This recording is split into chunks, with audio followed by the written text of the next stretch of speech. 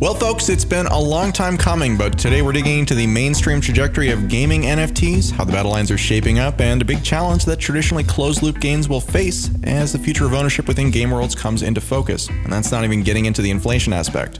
But before that, introductions. I'm Adam B. Levine, and this is Speaking of Bitcoin. For today's discussion, we're joined by the other host of the show, Stephanie Murphy. Hi. Jonathan Mohan. Hey. And Andreas M. Antonopoulos. Hello.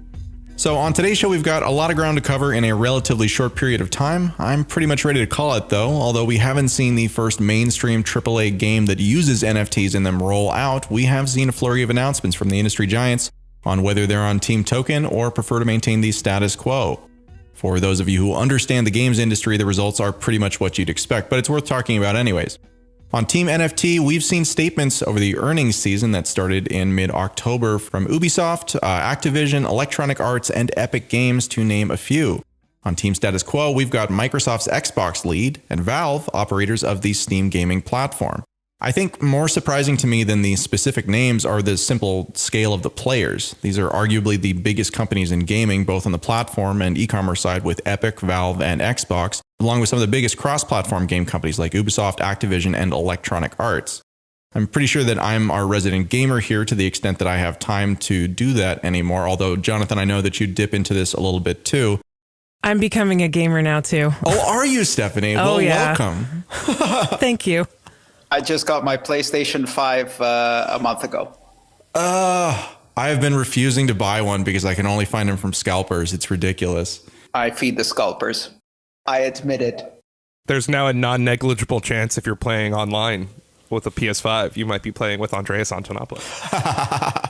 Oh, my PlayStation ID is Antonop, so it's not going to be it's not going to be hidden. Doxing himself everywhere he goes. Oh my God, yeah. And by the way, I will die so fast in multiplayer games. I am not up for shooter games. I don't know. I prefer cooperative and world building.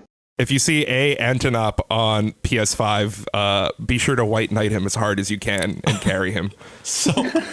Okay. So, I mean, seriously, though, like the kind of world of NFTs has obviously exploded since I would say about this time last year. November of 2020 is when things really started to pick up steam, and just the FOMO has been growing and growing and growing and growing. So I guess in a lot of ways, it was inevitable that we would hear from sort of the big players in the space simply because of the pressure that's being put on them. And I think also, like, little upstart game Axie Infinity has done a really ridiculous amount of revenue, right? Pulled in just a ridiculous amount of money over just the last couple of months by really leaning into this whole play to earn powered by NFTs type of model. So again, as publicly traded companies, which pretty much everything we're talking about is, Valve is not. Valve is still privately held. But I mean, it just seems like this was inevitable. So how much do we think that this is virtue signaling versus something that we're actually going to see start to get deployed in the kind of foreseeable future, call it the next 6 months to 9 months? Is there a difference between the two? Because as far as I can see, in our industry, every wave of real adoption is preceded by a wave of adoption for the sake of marketing and virtue signaling first. Which then just turns into reality through sheer inertia and success. So whether that's corporate treasuries or it's adopting Bitcoin as a national currency, legal tender, or various other moves we've seen with commercial and retail companies accepting it, or PayPal selling and buying it. All of these started very much as virtue signaling and marketing campaigns mostly, and then gradually became entrenched reality until you could no longer get a marketing premium from them. Can you really call it virtue signaling, though, if it's done ultimately to make the company's money? I thought virtue signaling was just to show how great you are. I guess it's really just signaling. Sorry, I think I set us up there with the virtue part. I think it's just signaling, right? And that's what we see in kind of crypto over and over again, is people kind of taking these moments. You know, and we talked about this before, you know, like the amount of time that passed between the Bees brothers in 2013 announcing that they were accepting Bitcoin for their, family produced honey products to PayPal announcing that they were accepting Bitcoin was only like 8 years, right? It was not a long period of time. And with NFTs, it just seems like that has gone even faster, right? As a concept, it's something that's been around since 2014 in very, very, very basic terms, but they've only really been popular for a couple of years with kind of non-hardcore crowds. And really mainstream is something that was elusive until call it 6 months ago, right? So the pace here has been accelerating significantly. Well, I would also say that it's the corporate equivalent of what we as individuals did many years ago. I would say that 99% of every individual I've ever known to buy an alpaca sock was a Bitcoiner. Yes. From 2012 to 2015. Like, I can't remember a single person giving a shit about alpaca socks until they had to prove that they've at least spent Bitcoin once as a transaction. To the point that all of my that's socks virtue are signaling. socks. Yeah. So, I mean, this is just the corporate equivalent of that. And as Andreas was saying, it is a healthy step forward. I also think that when you're as big as a company like Ubisoft or Valve, you kind of need to do a blockchain and name only play first to get the signaling out there to see if there's any regulatory hammer that drops, so that you can fall back on, well, we were only signaling, we actually didn't do quite yet, just to sort of see how liberal you can be with actually executing. And so there are these like step functions towards actually doing that you have to get through when you're risk managing a company as large as they are.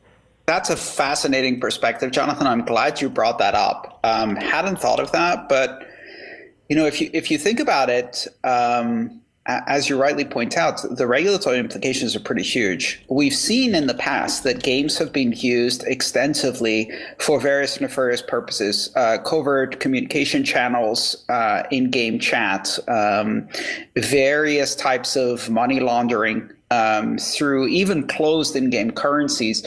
And so it wouldn't be surprising, early adopter criminals will also use these kinds of things as money, because they are money. And that means that effectively gaming companies are becoming banks if they enter into this space, not just banks, central banks. And that has some very serious implications. And it also would likely make regulators rightly anxious because it opens a huge hole in their regulated industries. All of these are almost completely international markets without borders, and much, much more popular than weird and strange cryptocurrency. Well, they say that the I think it's the 18 to 35 or even 25 demographic is the most valuable from advertising perspective, because once you've established brand loyalty, after 30, you very rarely spend any time changing your brand loyalty. And so it would be amazing if, go after the children, right? Once video game companies become central banks, kids are going to just already have their established brand loyalty to the central bank they prefer. And then, they may stick with Blizzard over the New York Fed. I think that there's a really interesting conversation to be had there. But just to kind of back up for a second, it's worth noting that Steam is one of the companies that has taken a somewhat hardline approach against NFTs and games that include blockchain in general. And this is, again, I think that there's two sides to that position that sort of make it make sense. On the one side, Steam is very much an incumbent, right? Steam has the dominant distribution platform when it comes to, PC games. So they have kind of not a lot to gain from this type of move. And then on the other side of things, Steam as a company is kind of an odd company, right? It's not publicly traded. It's privately held. Adam, I was just about to bring this up next. Okay, go ahead. But yeah. And it's got this flat structure, right? Yeah, exactly. So it's famous for being like a collective or something, or it's not like a co-op. It's like they don't have bosses, non-hierarchical. That means that on the one side, they have been very kind of driven to do lots and lots of really weird things. And they've actually gotten in trouble for some stuff before that is very like tokens, but which is not actually using tokens. And in some ways, you could make arguments that tokens would have made their prior problems better. But just to recap for people who have not been paying attention to that saga. So Counterparty, very, very, very popular game produced by Steam. and released primarily through the Steam platform. One of the later versions of the game introduced the ability to have skins for your weapons and characters and stuff like that. I think it was actually just weapons. And basically what would happen is that people would buy these skins in game, and then they would go out to a secondary site where they would then gamble with skins. And it was a way that people who were not old enough to gamble could then participate in gambling. The reason they got in trouble was while a third party was actually having the gambling marketplace, the assets were custodied on Valve, and they were expressing the balance changes through using the Valve's API, right? That's right. Yeah. And so Valve is a digital bank, right? And so when people are like, Valve should use crypto, it's sort of like going to a bank and they go, well, this is why you should use Bitcoin. It's non-custodial. And a bank goes, that's literally the opposite of what the word bank means. Exactly. And so when people say, well, I can't wait till we have NFTs on Valve, they're missing the point that Valve's entire existence is on the basis of unilaterally custodializing your digital goods. So they would have to break up it's the entire antithesis to what they do. But more specifically with the that legal case, they got in trouble because they custody their own digital assets. And had they not, if they weren't the framework that people were calling the balance transfers from, they would have been fine because it wouldn't have had anything to do with them. But that's core to their business model. The reality for Valve, as you were kind of laying out there, is that they have very little to gain from this type of move, and they have a lot of risk that could potentially come with it. So they're just not the kind of player who is really well positioned to want to take that risk. Now, you look at their kind of, I would say, primary competitor in the space, which is Epic Games right now. Epic Games operates the Epic Games Store, and of course, they made a whole bunch of money off of Fortnite, among other prior successful titles before that, but Fortnite has really been their cash cow. They've since been pouring a lot of that profit into their game platform, and for a long time we're literally giving away free games every week just to people who would use their platform. They do it every Thursday. Today is Thursday. Before you mentioned them, I literally have them open. I'm downloading Never Alone right now. It's a there good you game. go. It's free. Oh, I played that too. Yeah, that's good. There you go. I mean, so then they've been doing that for 18 months at least. I haven't picked up a game from them recently, but that's every Thursday. Yeah. So I mean, that's not cheap. They're doing it because they're trying to get market share. And so again, as the kind of well-funded contender, they're very well incentivized to take whatever the opposite position of the incumbent is, so long as that position can be kind of viewed as empowering the users, right? It makes it easier for them to make an argument against the incumbent platform, even though they have less network effect overall. It's also worth noting, of course, that Epic Games, although they're not banning this stuff in the way that Steam has basically indicated that they are, they're also not really kind of embracing it either. They're just being open to it. And again, that's something that as a kind of up-and-comer contender, you can do in a much more easily, in a much more comfortable way than if you are the incumbent who has to defend sort of that against both the regulators on one side and the users on the other side.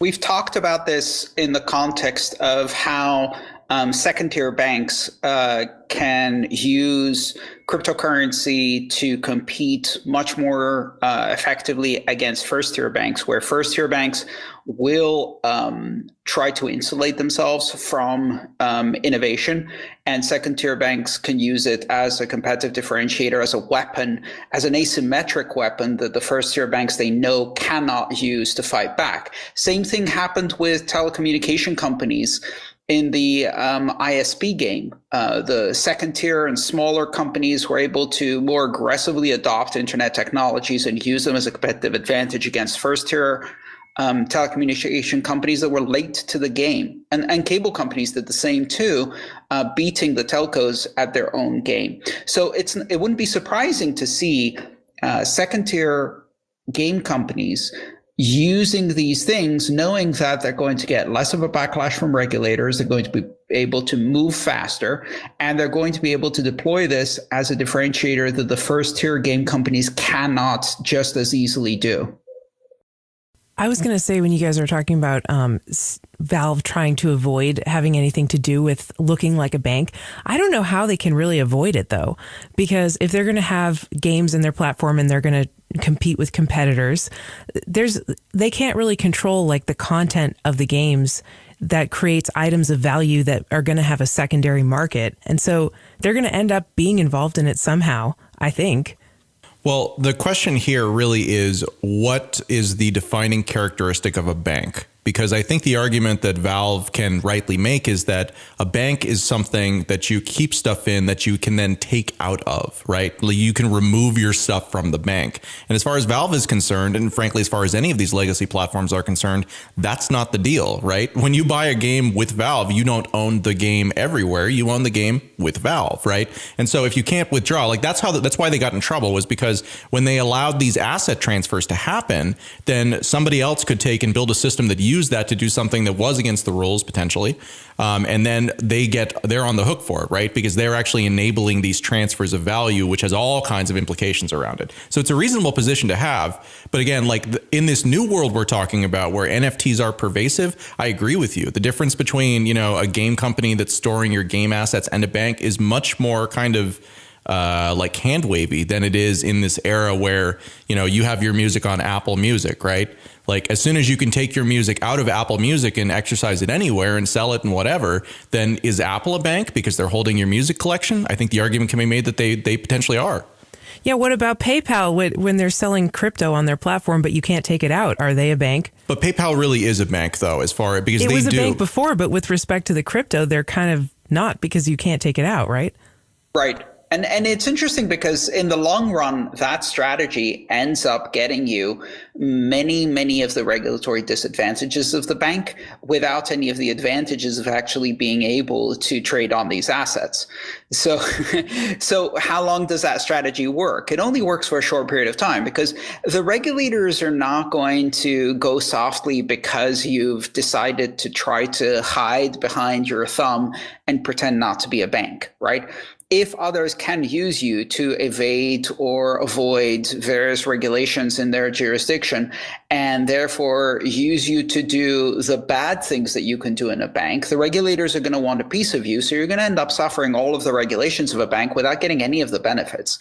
And so for the game companies that are trying desperately not to be a bank, this is only a short-term strategy. Eventually, the ones who bite the bullet and end up doing the whole thing, it can get some of the benefits of that move and not just the disadvantages.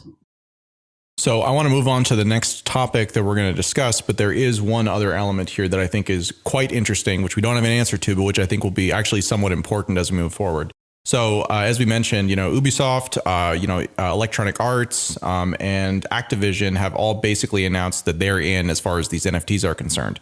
The thing I don't believe we've seen from any of them, though, is what blockchain they're going to use. Because, again, one of the big challenges in doing stuff on kind of the traditional, most popular blockchain, Ethereum, when it comes to all of this type of thing, that's not something that's going to scale to even a single game from even one of these companies. It would absolutely crush it in its current state. I've been saying for some time that most people don't realize that virtually no one in the Ethereum community cares about the Ethereum execution environment. They care about the EVM. And so like in the past couple of years, you've seen all of these, EVM forks that offer superior execution environment. What is the EVM? Sorry, Jonathan.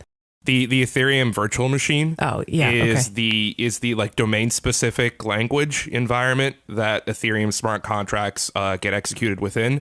And then the Ethereum protocol is one instantiation of a framework that can execute EVM scripts. And so Ethereum 2 is another, but so is Binance and, Solana and Cardano and a whole bunch of these other systems that are trying to do more or less the same thing in more or less compatible ways. When we talk about money, we're talking about trustlessness.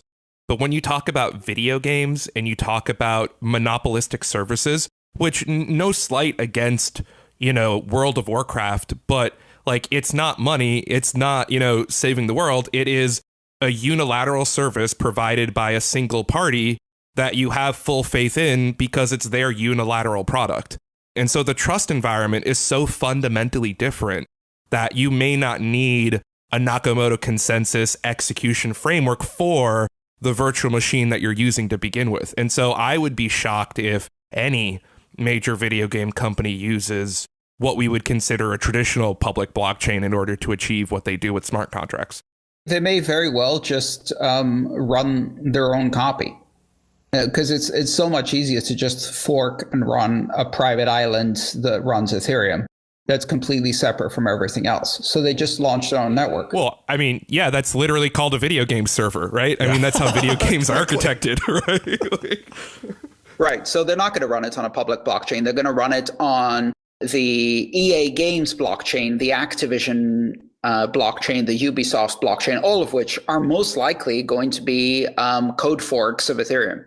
Right. And then maybe the process by which you net out of the video game is via a bank back onto a primary protocol, right? Via something like a Twitter or a Coinbase or a PayPal. I guess the point that I'm making with this is that however that winds up working out, again, like to the extent that you have one of these AAA games that have, hundreds of thousands, tens of millions of players, depending on really what you're talking about, that's larger than most blockchains that are out there as far as their actual network user base is concerned, and certainly their active network user base. So if this is something that really is built in at like a architecture level to these new game worlds, then I just think that it's an incredibly powerful thing that will come to anything. And I think, again, like if I was in the business right now of running one of these, Ethereum killers, that's already on proof of stake and that already has the ability to do the scaling and already has hundreds of millions of dollars in a lot of circumstances, I would be banging down the doors of all these game companies trying to convince them that they don't need to build their own thing. They just need to do theirs on mine. And I think that there's going to be an enormous amount of business development going on behind the scenes that is trying to accomplish exactly that goal. And I think that when we see it, we will know who kind of invested the time or had the connections in order to get in there. And I think that, again, like this is going to be an incredibly powerful trend, probably not this year, certainly not this year, and maybe even not next year. But at whatever point these worlds start to come out, I think that it will be very significant as far as the trajectory of non-primary blockchains becoming closer to primary real players. Yeah, but beware what you wish for, because all we're doing now is replaying the same kind of history that we've seen before.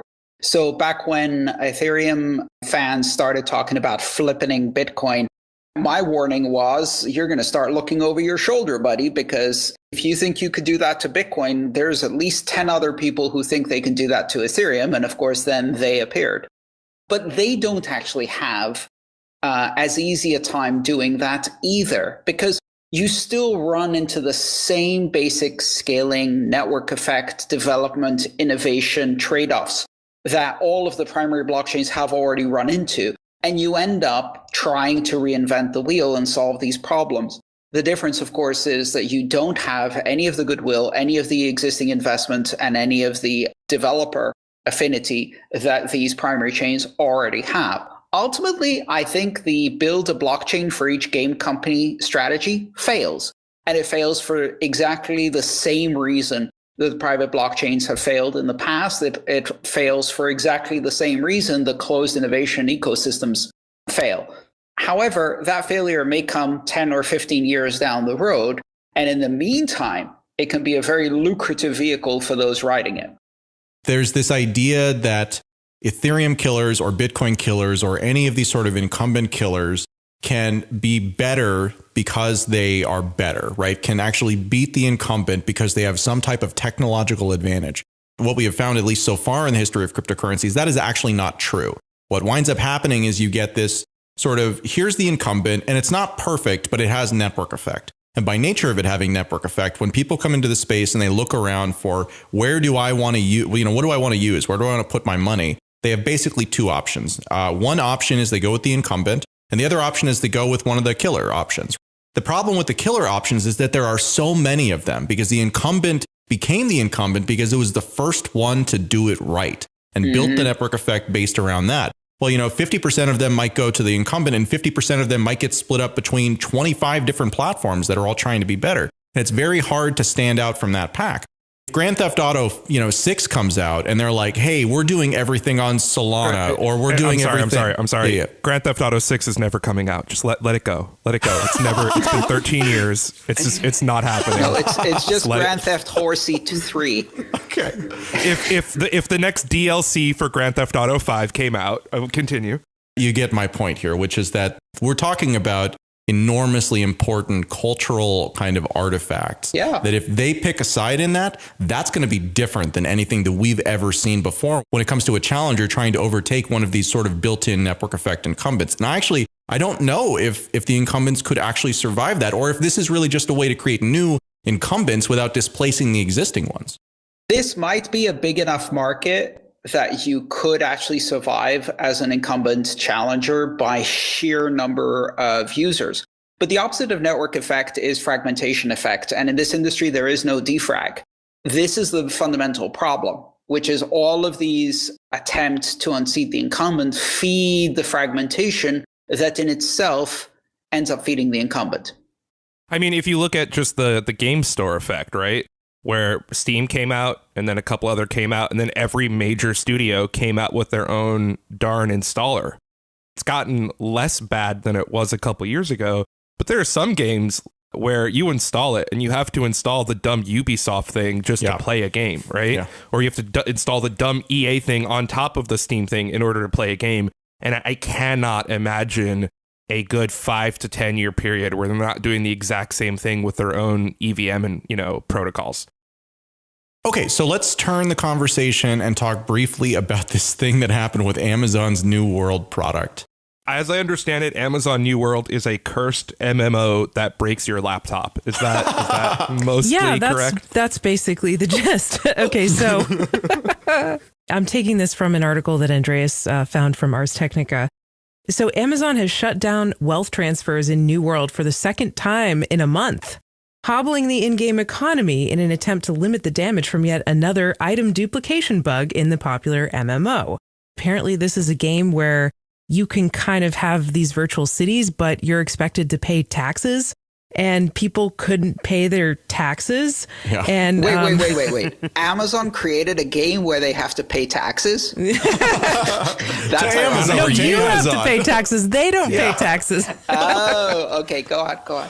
Yeah, well, you couldn't pay taxes because the entire economy of the game was shut down. There were no transfers of wealth allowed. Amazon shut down wealth transfers on November 1st when the bug was discovered. But then a couple days later, they also announced that they were banning people that they determined to be cheaters. What Amazon is saying is that the socially acceptable punishment for cheating on your taxes is to be executed. Is that the idea? Something like that. And they are the judge, jury, and executioner. Or just to have your ability to buy and sell completely taken away arbitrarily. I guess everyone's ability is taken away when they say so.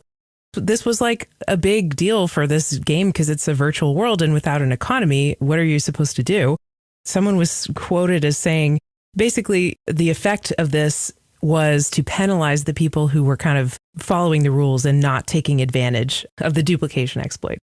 The reason I really love this article and wanted to bring it to everyone's attention is because the fundamental flaw in here was that supposedly unique in-game items, there's a word for that, unique in-game items, non-fungible tokens, were being duplicated and then spent twice. Now, if only there was a technology that allowed you to control the double spend of fungible or non-fungible tokens in an economy. If only. And that's the irony, right? They're basically running into, even in a centralized system, even without the trying to do this in a decentralized way, they're running into the fundamental double spend problem. The solution is out there. It's just that solution isn't as profitable as whatever it is they're doing. Turning off an economy is actually not a thing that is terribly unusual in games. It does happen. Duplication bugs have been a thing for a long time. Didn't the U.S. government do that last year? Yes, that's not a game. That's real life. But if you can do it in real life, right, you can do it in a game. So anyways, the upside and the downside about this type of approach is that it has been done lots in the past. Duplication bugs are not new things at all, and they've messed up game economies in the past. The thing that's different here is the real money aspect of it. Typically, or at least in the past typically, when you created a game economy, people had to exploit your system basically and find ways to kind of ferry value into and out of your economy. Because otherwise, the way that you gained it was simply by playing the game, right? And if you play the game in the way that, maximizes that, or you hire people who live in lower standard of living countries to play the game and click farm type of environments or gold farming type of environments, then that's kind of the way that you monetize it. So turning off the economy, so to speak, wasn't really a big deal because it really only impacted people who were already bridging between in the game and outside of the game against the rules of the game typically. So the thing that's different here, of course, is that the economy is very much part of the game, right? Amazon creates this game and has created it in a way that gives people ways to put money into the economy that then become assets within that actual game that then actually have value that in a monetary sense, right? So that's kind of the thing I think that's really different about this. And that's where kind of the connection into these NFT worlds and these other companies that we were talking about, right, that are now sort of getting into that. It's going to be a question of how we see these games develop, right? Are these games being developed with this type of, quasi uncontrollable economic circumstance in mind? Or are that we just really going to see these types of assets grafted on top of existing games with all the problems that entails? I think that what we see here from the Amazon story is that they just grafted it on top of kind of the old way of doing games. And turns out that doesn't always work so well. This is going to be so much worse in the metaverse. Well, let's wait to see what Facebook does. It's almost like this glorious piece of performance art because they've created an open world that beautifully mimics the real world. Now, as someone who's grown up in Greece, the idea of an incompetent authority rife with corruption messing up the in-game economy so much that eventually they have to impose currency controls and then various forms of authoritarianism in order to shut things down because they have enough power to do so, and the captive audience really doesn't have any alternatives. That's beautiful. They've managed to recreate such a vibrant simulation of real world environments in this in-game economy down to the corrupt authoritarianism. I don't know. Is this performance art? I don't know if most people get the irony. The best forms of parody are the ones where you don't get it because you think it's just comedy, not parody. And in this case, I think that what we're going to see is this happening at a bigger and bigger and bigger scale. Because ultimately, all of these systems, as they become simulations of real economies that are bigger and bigger, bigger scale, they run into exactly the same kinds of problems that real economies run into. But these problems just get magnified at bigger and bigger scale. And so what I'm hoping for is the next chapter in this performance art story, because once you have the dictator acting in an authoritarian way to shut down the economy, the next chapter is a peasant revolution by the gamers, by the players, to overthrow the dictator in their game. I don't know how they do that. Do they take over the game servers? Do they raid the offices? I actually think, Andreas, we have an intermediate step in the parody of life there, which is something I don't think we've really dug into that deeply, which is play to earn based video games. I don't even necessarily think I have like a hard side on it. It's just, to the extent that people think child labor is a thing, it's going to be fascinating to see how play to earn plays out in this cross section of metaverse currency and employee rights. I can't wait for the conversation about your 14-year-old being about whether or not he's owed employment benefits or if what he's doing should be illegal to begin with when he plays his Amazon-based New World video game. Mom, they tried to classify me as a contractor. It's clear I'm an employee under California labor law. Yeah, every 14-year-old in the state of California is now an employee in the MMO. Oh, God. I've heard of some kids, around that age making a lot of money on Roblox. No, it's an incredible time. So we're just about out of time for this episode, but I actually do want to take us in a slight diversion here, which is actually into the inflation area. It's something that we've talked about a lot. We got there a little bit before it was cool. It's not transitory? And it's not just a US thing. We're now seeing, especially in the European Union, we're seeing real headline inflation rising. So even the things they do measure with jury-rigged statistics are going up, but also all of the hidden forms of inflation in things like real estate and rent and various other bubbles that are going up all across Europe. So inflation is really happening. Now, let me tell you my experience of this. When inflation strikes and it starts hitting ridiculous levels, what people do, and I remember this in Greece from when I was growing up, is they go out and they buy what they consider to be more durable assets than cash. So they try to dump as much cash as possible and load up. So they front run a lot of their expenses that they might have. They buy a new washing machine, they buy a new car, they buy even a secondhand car. Secondhand markets are exploding all over the place in automobiles, but also in boats and planes and anything else that you can use for transportation. People are acquiring durable assets, and durable assets is a very vague term. When cash is suffering from inflation, almost everything is more durable than cash. And so people go out and try to spend their way out of inflation, which brings an interesting point. Are NFTs durable assets in that environment? Well, they're unique, they're non-fungible, and they're rapidly appreciating in value. I'm not saying that's a good thing. I don't think it's necessarily a smart investment. I'm simply observing the fact that this is already happening. What happens when you add inflation to that mix? My prediction? Things are about to get crazy. Things are already crazy. It's worth noting that, I mean, just talking about kind of blue chip, quote unquote, NFTs, I think we saw Post Malone and Jimmy Fallon both buy Bored Apes for, again, hundreds of thousands of dollars. To add insult to injury, in the more obscure side of things, a rare Pepe called Rare Antonopoulos, and sporting a receding hairline on a green frog, was auctioned at Sotheby's for $3.5 million 2 weeks ago. No. How did I miss this? And oh my God. That's Are you what joking? I heard.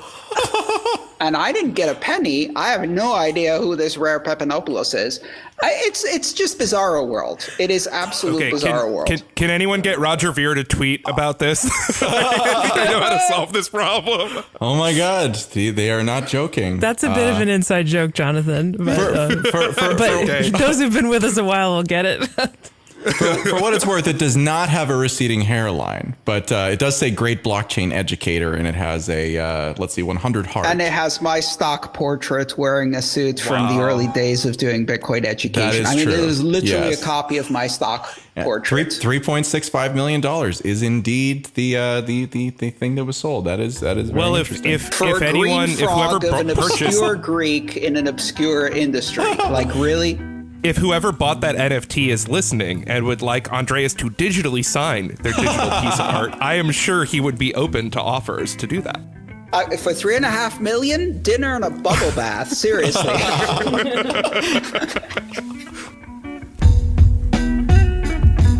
Okay, folks, that's all the time we have for this episode of Speaking of Bitcoin. Thank you very much for listening. Today's episode featured Andreas M. Antonopoulos, Stephanie Murphy, and Jonathan Mohan, and also myself, Adam B. Levine, with music by Gertie Beats. You can send us an email at adam@speakingofbitcoin.show. Until next time, thanks for listening.